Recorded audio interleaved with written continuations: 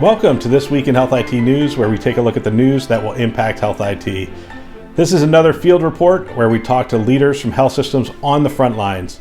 My name is Bill Russell, Healthcare CIO coach and creator of This Week in Health IT, a set of podcasts, videos, and collaboration events dedicated to developing the next generation of health leaders. As you know, we've been producing a lot of shows over the last 3 weeks, and Series Healthcare has stepped up to sponsor and support This Week in Health IT. And I want to thank them for giving us the opportunity to capture and share the experience, stories, and wisdom of the industry during this crisis. If your system would like to participate in the field reports, it's really easy. Just shoot me an email at bill@thisweekinhealthit.com. Now, on to today's show. Today's conversation is with the Chief Information Officer for University Hospitals in Cleveland, Robert Eardley. Robert, welcome to the show. All right. Thanks for having me. Well, I'm looking forward to our conversation. I know you guys are all real busy right now in preparation and coordination, so we'll just get right to it. We'll have to do the niceties at a future time when things slow down a little bit.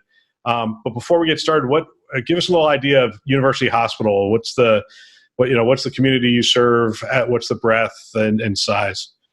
Sure. And so we're a large health system in Northeast Ohio. We largely serve the greater Cleveland community, extending down to some of the cities south of Cleveland proper. We have 14 hospitals, really over about 8 different campuses, numerous health centers, and emergency rooms.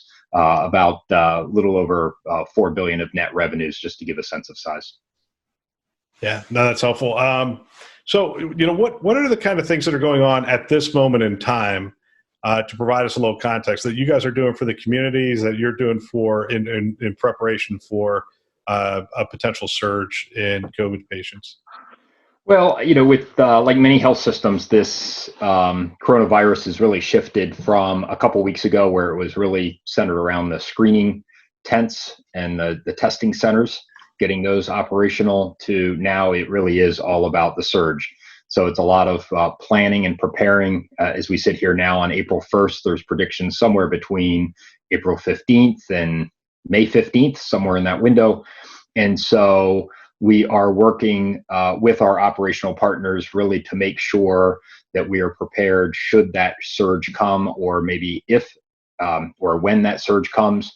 From an IT perspective, largely what that means is pre-building all of the beds in our IT applications, our EHRs. And so we want to be able to be operationally ready, that if we have to execute, we can be ready within 10 hours or so, half a day, to be able to make those beds available.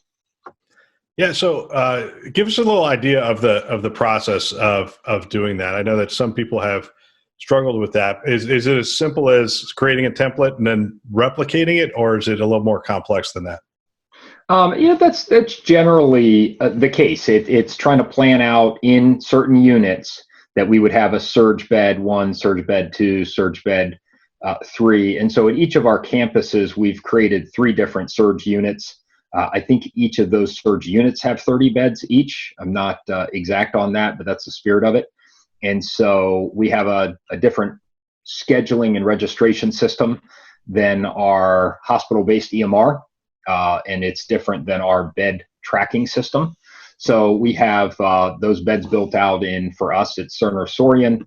We have those beds then flow to, we have an Allscripts Sunrise product, and we also have those in our teletracking bed management application.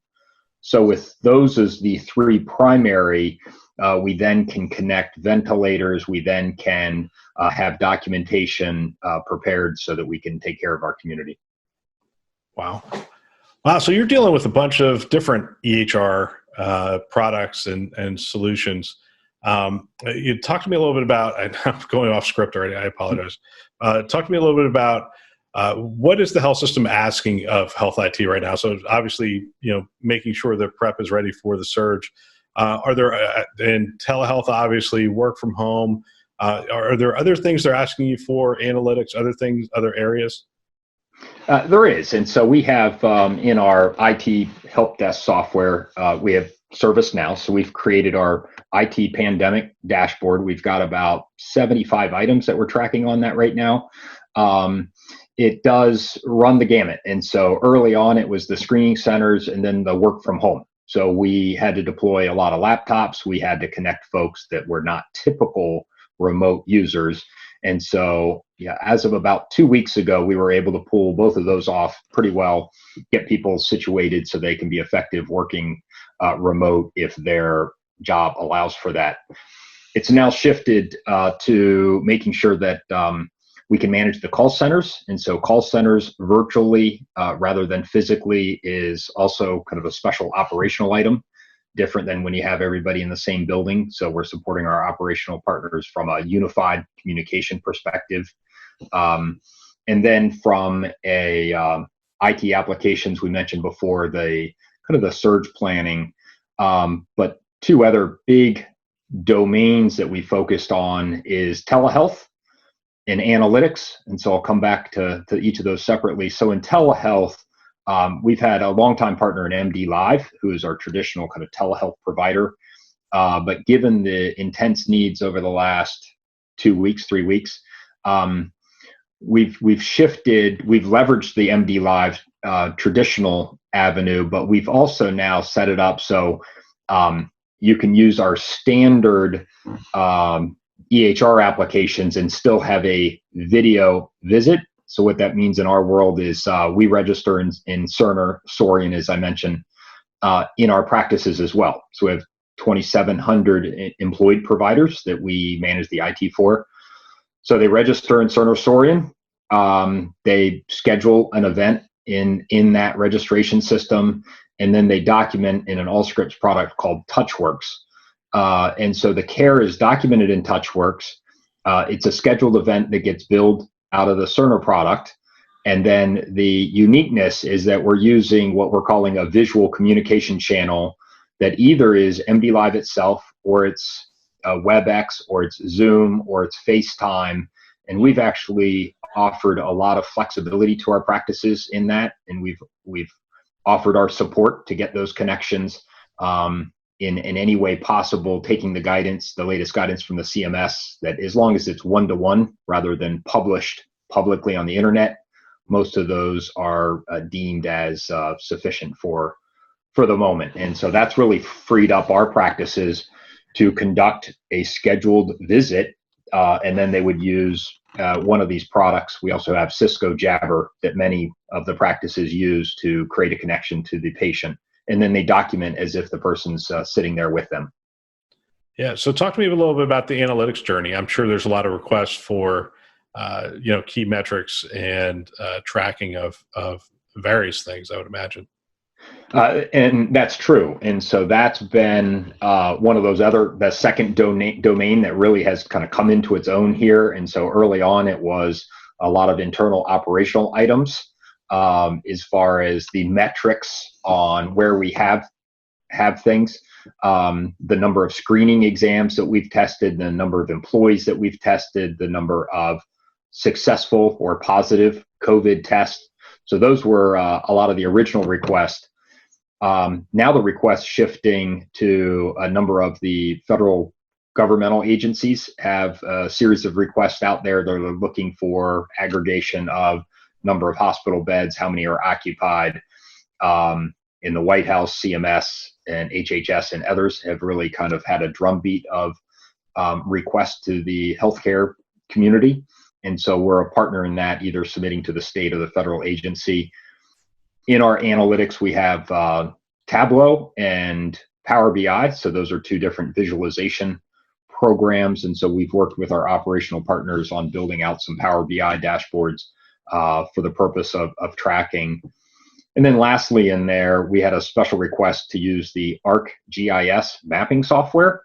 And so we wanted to understand where in the community are the hotspots for all the tests or positive tests. And so we've been able to, in about a few days, implement this ArcGIS software.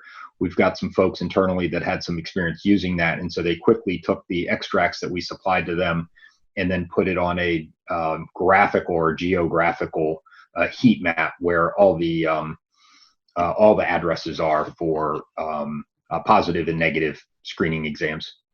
Yeah, you know what's interesting as I hear you talk, and there's two thoughts in my head. It's like the devil and the angel on each shoulder. That on the one side, the angel's saying, "Oh my gosh, look at all the things that IT's been able to do in such a short period of time. Isn't this amazing? Isn't this wonderful?"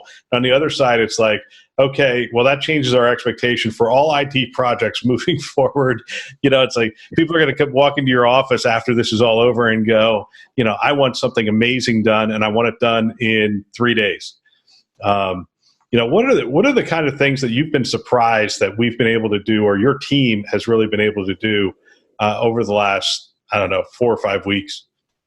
Yeah, I think the shift from work from home on a large scale has been has occurred without any hitches as I might have expected. I might have expected more of a run on laptops, or might have expected more instances where maybe we're offered where people don't have internet at home.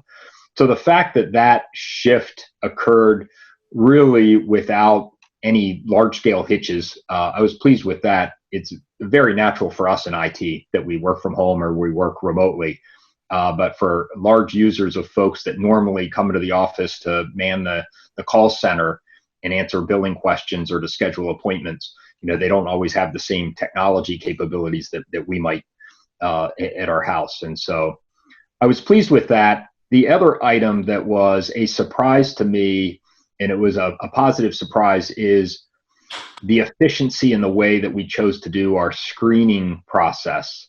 So for us here at University Hospitals, we chose to set up a call center, a hotline for COVID.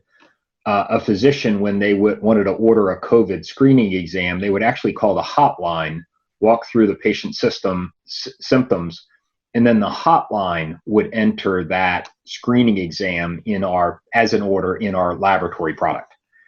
At first, that sounded inefficient to me, but over time, over about 3 days, I started to see the wisdom of it, because they were able to match a bit the demand with the capacity that was available for these screening exams. So what we were able to steer away from was having everybody order the screening exam and us not having enough supplies. And then you have patients out there with open orders that can't get the screening exam in a timely manner. And then there would be missed expectations. So we try to balance that. Like a lot of health systems, the first priority is the intensive patients inside the acute care setting, most notably the ICU. And then it gets triaged to folks that are highest risk, and the others. And so having this phone-based line in the efficiency of it was admittedly a surprise. And then in our screening process, the other efficient surprise for me was with that phone-based hotline. For our screening process, as a patient or as a person drives up to one of our drive-through centers, they need to have a physician order, and this is common with most health systems. But what we do is we have a person at the front that's on the phone with the call center, and once they see the patient's or that person's license or information, they merely have a phone line back to the call center to the same agent. Once they read off that patient's information, the call center actually hits the print routine to the label printer that's sitting in the specimen collection area. So it's interesting. We don't really have any computers at our screening centers. We just have connected label printers, and those label printers are for the purpose of attaching to the lab specimen. That's pretty. I mean, it's interesting because one of the things I've been hearing and I've been talking about on the show is just to be creative and use whatever tech is available. And that's a really because I heard people trying to stand up wireless and doing all sorts of crazy things for some of these remote locations. But that gave you a lot of flexibility in terms of where you could place all these things, doesn't it? Well, it does. And so it gives us a lot of flexibility because we really merely need a phone up at the front. Consider it two stations. One is the verification that a person has a physician order on file. And then the second is the actual screening location. where they're going to swab your nasal cavity. And so because we had it designed in this way, up at the first station, they really just need a phone, and they hold a constant phone connection to the call center agent, the hotline. They read off the patient's information. The hotline can either confirm there is an outstanding order. Every once in a while, there's not, right? People kind of wait in line and they hope to get an order once they're in line. But if the hotline validates they have an order, then they push a print routine. We happen to use SoftLab, but they push a print routine out to a networked connected printer that sits at the specimen collection tent. And so the caregivers in the specimen collection area just pick off the label and await for that patient to drive up.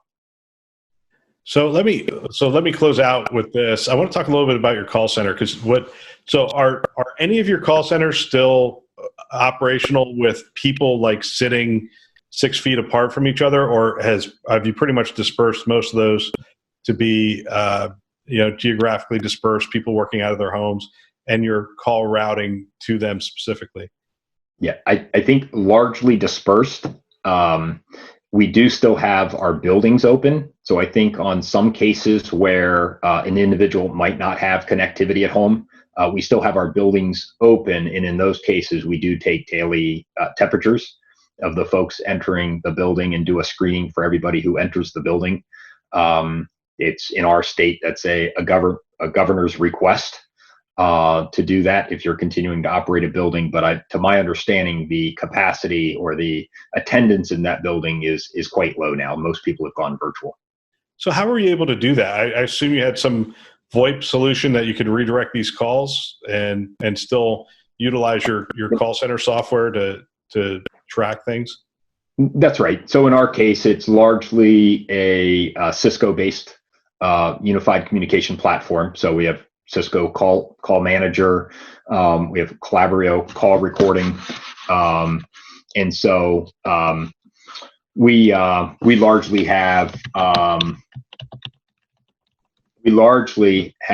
continued that operation without too much disruption, because we have a soft phone that works on the computer. So we have a Cisco soft phone that rings, and so as long as the agent has a headset with a microphone, they have access to their phone. They have access to their same phone number that they normally call into, and because it's a call center, there's this concept of agent on and agent off, and so they're using the same software as if they were sitting in our office building. They're just using it at home.